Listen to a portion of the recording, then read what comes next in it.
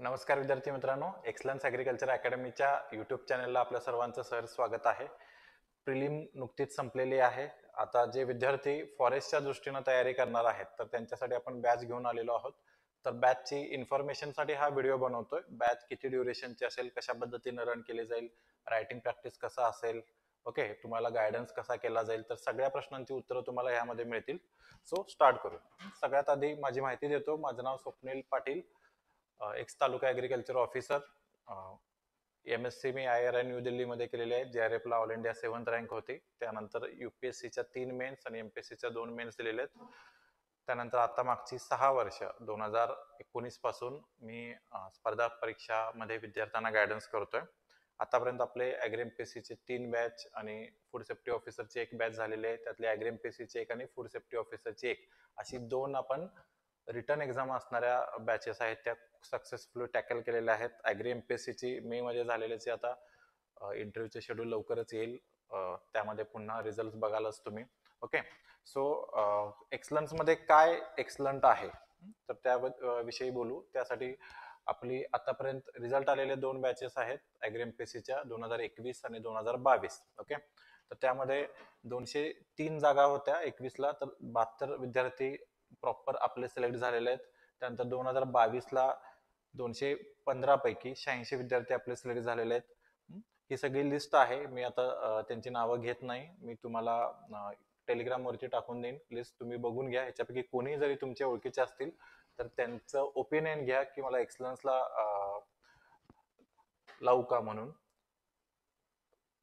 हे 22ची सगळी लिस्ट आहे. त्यानंतर फूड सेफ्टी ऑफिसरच्या आपण बॅचेस घेतल्या होत्या. फूड सेफ्टी ऑफिसर्स मध्ये महाराष्ट्रात 2nd, 3rd, 4th तर हे तिन्ही नंबर आपले होते. त्यानंतर महाराष्ट्रात ज्या 2nd आल्या अमृता शिर्के, तर ती फिमेल मध्ये 1st आली होती. अगेन बाकी ही सगळी नावं आहेत. हे जस्ट तुमच्या रेफरन्ससाठी मी टेलिग्राम चॅनलला टाकतोय, जेणेकरून तुम्हाला काही फीडबॅक हवे असतील तर तुम्ही जुन्या स्टुडंट कडून घेऊ शकता. Back to our topic. आपण फॉरेस्ट मेन्स साठी जी बॅच रन करतोय ती प्रामुख्याने 2 ऑप्शनल साठी रन करतोय. पहिला आहे ऍग्रिकल्चर ऑप्शन आणि दुसरा बॉटनी ऑप्शन आहे. आता ज्यांनी ऍग्रिकल्चर निवडलेला आहे त्यांना साहजिकच सोपा, त्याच्याशी रिलेटेड काही सिलेबस कॉमन असणारा टॉपिक हा बॉटनी होता. त्यामुळे हे दोन्ही सब्जेक्ट आपण रन करतो. ओके, तर बॅचची माहिती थोडक्यात देतो. ही बॅच जी असेल ती प्युअरली ऑनलाईन बॅच असेल, क्लासरूम बॅच असणार नाही. ऑनलाईन मध्ये तुम्हाला लेक्चर जे आहेत ते रेकॉर्डेड फॉर्मॅट मध्ये दिलं जाईल. ओके, तुम्हाला बॅच सुरू झाल्यानंतर पुढच्या पूर्ण बॅचचं शेड्यूल दिलं जाईल. त्यामध्ये कुठल्या दिवशी कुठले लेक्चर्स अपलोड होतील, आपले टेस्ट सिरीज कशा पद्धतीनं असतील, त्याचा सिलेबस काय असेल, तर सगळं तुम्हाला इन ऍडव्हान्स टाइम टेबल दिलं जाईल. त्या पद्धतीनं तुम्हाला स्ट्रक्चर्ड वे मध्ये अभ्यास करता येईल. याच्यासाठी रेकॉर्डेड जरी आपण लेक्चर देत असलो तरी ह्याचे पिरियॉडिकली लाईव्ह रिव्हिजन सेशन्स होतील, ज्याच्यामध्ये तुमचे काही डाऊट्स असतील तर ते सगळे क्लिअर केले जातील. ओके, त्यानंतर आपले स्पेशल आन्सर रायटिंग सेशन्स असतील, कारण शेवटी रायटिंग एक्झाम आहे. आपण ॲग्री MPSCला आणि त्याच्या अगोदर फूड सेफ्टी ऑफिसरला दोन्हीमध्ये रायटिंगला जवळजवळ 50% वेटेज दिलं होतं. पिरियॉडिकली तुमचे टेस्ट आपण अरेंज केले होते, त्याचा प्रचंड फायदा झाला. तुम्ही कितीही वाचला, किती अभ्यास केला, तर त्या एक्झामच्या दिवशी तुम्ही जर लिहू नाही शकला तर त्याचा काही फायदा नसतो. तर मग क्लास लावण्याचा हा एक सगळ्यात मोठा ऍडव्हान्टेज. तुमचे कन्सेप्ट क्लिअर तरी होतील, तुम्हाला रेडीमेड नोट्स मिळतील, हे तरी आहेच, पण याचा एवढाच महत्वाचा पार्ट आहे तुमचं आन्सर रायटिंग. ओके, सो एका डिसिप्लिन मध्ये तुमचं आन्सर रायटिंग करून घेतलं जाईल. त्याच्याविषयी पुढे आपण बोलू. त्यानंतर पूर्ण सिलेबस कव्हर केला जाईल ऍग्रिकल्चर आणि बॉटनीचा. तुम्हाला प्रिंटेड नोट्स भेटतील. काही टॉपिक्स मध्ये, समजा जसं बॉटनीचे टॉपिक्स आहेत, तर काही टॉपिक्स वरती आपण अजूनही काम करतोय, बरेचसे सोर्सेस वापरतोय. सो बॉटनीतले काही टॉपिक्स आहेत ते तुम्हाला नंतर PDF स्वरूपात दिले जातील, पण मेजॉरिटी जे टॉपिक्स आहेत ते तुम्हाला बॉटनीचे प्रिंटेड मिळतील, ऍग्रिकल्चरचे प्रिंटेड मिळतील. ओके, त्यानंतर कोर्स ड्युरेशन जो असेल, तर फॉरेस्टची मेन्स आपली मे महिन्यात आहे, तर मे महिन्याच्या एंड पर्यंत तुमचं कोर्स ड्युरेशन राहील.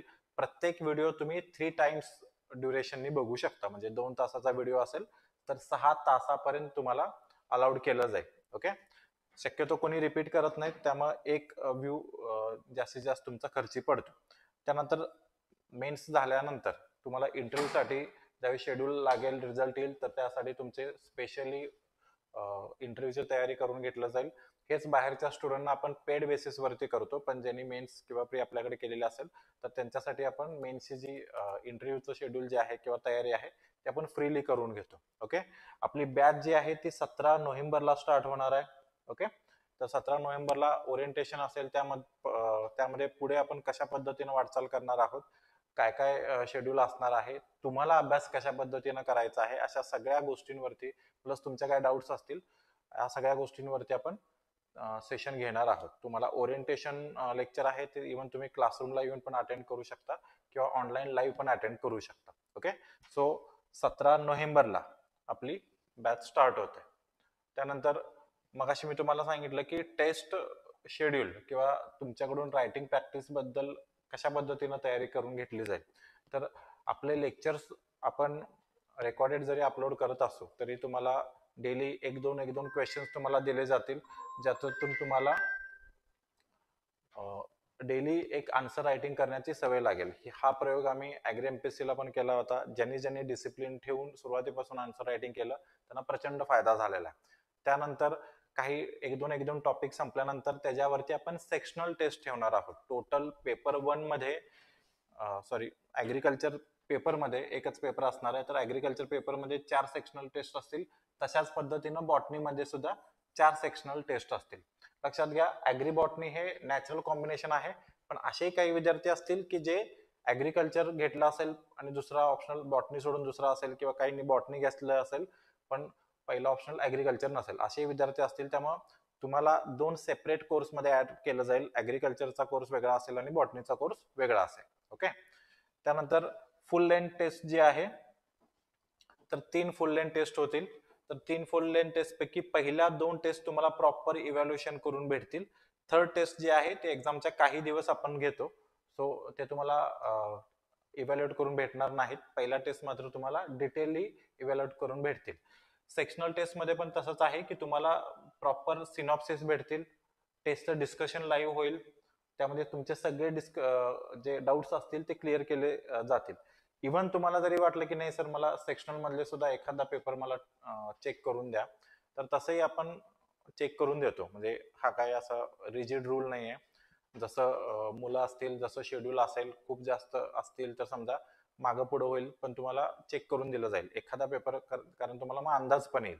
पण इन जनरल सेक्शनल पेपर हे तुम्हाला सिनॉप्सिस आणि टेस्टचं लाईव्ह डिस्कशन होईल.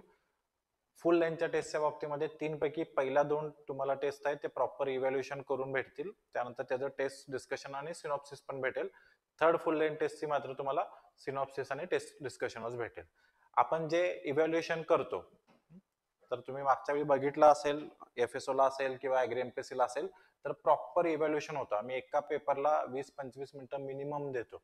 ओके, त्यामुळं कुठेही काही गडबड असणार नाही आहे. तुम्हाला प्रॉपरली जशा पद्धतीनं आयोगाला अपेक्षित आहे तशा पद्धतीनं तुमचं पेपर इव्हॅल्युएट करून दिलं जाईल. त्यामध्ये करेक्शन सांगितलं जातील. आणि ऍग्री एमपीएससीला पण तुम्हाला जाणवलं असेल, जवळजवळ आपण टोटल टेस्ट 14-15 टेस्ट घेतल्या होत्या, आणि ज्यांनी हे रिजिडली, स्ट्रिक्टली, एकदम कन्सिस्टंटली फॉलो केलेलं आहे, तर डोळे दाखवून त्यांची ऍग्री एमपीएससी मध्ये पोस्ट आहे. सो आम्हाला तशा पद्धतीनं तुमच्याकडून कोऑपरेशन, तशा पद्धतीनं तुमच्याकडून हार्डवर्क अपेक्षित आहे. सो हे होतं टेस्ट शेड्यूल. आता फॅकल्टी कोण कोण घेणार आहेत तुम्हाला माहित असेल की फॉरेस्टचा जो सिलेबस आहे तो जो एमपीएससी किंवा युपीएससी ला ऍग्रीकल्चरचा सिलेबस आहे त्यातून सिलेबस घेतलेला आहे. त्यानंतर बॉटनीचा सिलेबस पण जो IFS ला होता त्यातून घेतलेला आहे. सो आपल्याकडं ऍग्रीकल्चर जे एमपीएससी युपीएससी ला घेतात ते राहुल सर पूर्णपणे ऍग्री ऑप्शनलची बॅच घेतात. सो ऍग्रीकल्चरचा जो सिलेबस असणार आहे फॉरेस्टसाठी, तर तो सगळ्याच्या सगळा राहुल सर घेणार आहेत. त्यानंतर बॉटनीसाठी मात्र राहुल सर, मी स्वतः आणि रणजित सर असे 3 जण मिळून बॉटनीचा सिलेबस घेणार आहोत. कारण बॉटनीचा काही पार्ट जो आहे तो खूप ट्रिकी आहे आणि खूप डिटेलमध्ये आहे, आणि मार्केटमध्ये त्याच्यावर अजूनही खूप चांगल्या पद्धतीचे नोट्स अवेलेबल नाहीत. सो खूप रिगरसली आम्ही वेळ देऊन त्याबद्दल नोट्स बनवतोय. ऍग्रीचे ऑलरेडी आपल्याकडे नोट्स तयार आहेत, तुम्हाला प्रिंटेड नोट्स मिळणार आहेत. सो ह्या पद्धतीनं फॅकल्टी रन केली जाईल. बॉटनीला 3 फॅकल्टी असतील, ऍग्रीकल्चरला मात्र पूर्ण कोर्स जो आहे तो राहुल सरच घेणार आहेत. ओके, आता महत्वाचा सगळ्यात शेवटचा पॉइंट की फी डिटेल्स काय असतील.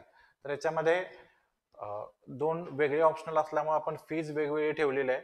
समजा ऍग्री आणि बॉटनीची इंडिव्हिज्युअल फी आहे ती 11,000 असेल, तर ह्याच्यामध्ये तुम्ही पहिल्या 50 स्टुडंटना आपण एक डिस्काउंट ठेवलेला आहे. तुम्हाला 10,000ला पर सब्जेक्ट, म्हणजे ऍग्रिकल्चर 10,000 आणि बॉटनी 10,000 अशा पद्धतीने तुम्ही पहिल्या 50 मध्ये जर ऍडमिशन घेतलं तर तुम्हाला मिळू शकेल. त्यानंतर इन्स्टॉलमेंट मध्ये भरायचं असेल असं होऊ शकेल, कारण हा आपल्याला कट ऑफ किती लागतो हा बऱ्याच विद्यार्थ्यांना अंदाज नसतो. आता एक्झाम दिलेले आन्सर की येत आहेत, बऱ्याच लोकांचे आन्सर की तुम्ही चेक करत असाल तर कन्फ्युजन मध्ये असतो आपण.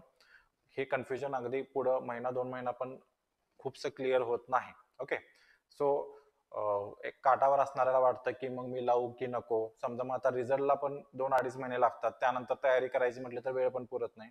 तर अशा विद्यार्थ्यांसाठी जसं आपण ऍग्री एमपीएससी ला सोय केली होती, तसं खास विद्यार्थ्यांसाठी त्यांनी फर्स्ट इन्स्टॉलमेंट भरायची. फक्त इन्स्टॉलमेंटची टोटल फी 12,000 असेल. तुम्ही सुरुवातीची 6,000 फी भरून तुम्ही एनरोल होऊ शकता. तुम्ही एनरोल झाल्यानंतर साधारणपणे 20 जानेवारी पर्यंत जेवढे लेक्चर्स आम्ही अपलोड करणार आहोत, साधारणपणे ते हाफ लेक्चर्स होतात 2 महिन्याचे. तर तेवढे लेक्चर्सचा ऍक्सेस तुम्हाला मिळेल, जेणेकरून तुमचा वेळ वाचेल. उद्या समजा तुम्ही रिझल्ट आल्यानंतर क्वालिफाय झाला तर किमान 2 महिन्याचा जेवढा सिलेबस असेल, साधारणपणे 50% सिलेबस तुमचा झालेला असेल. त्यामुळे तुम्ही नंतर रिझल्ट लागल्यानंतर सुद्धा राहिलेला सिलेबस कव्हर करू शकता. ओके, सो 20 जानेवारी पर्यंत तुम्हाला ऍक्सेस राहील, त्यानंतरचा ऍक्सेस तुमचा थांबेल. रिझल्ट आल्यानंतर समजा पॉझिटिव्ह रिझल्ट आला तर तुम्ही मग राहिलेली फी भरून पण कंटिन्यू करू शकता.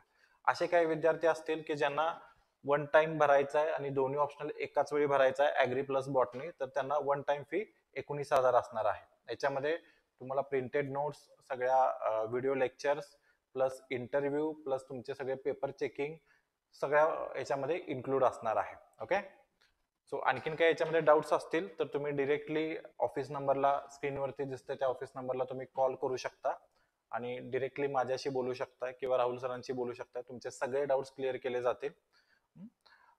तुम्हाला तुमच्या फॉरेस्टच्या मेन्सच्या प्रिपरेशनसाठी शुभेच्छा देतो आणि इथंच थांबतो. थँक्यू.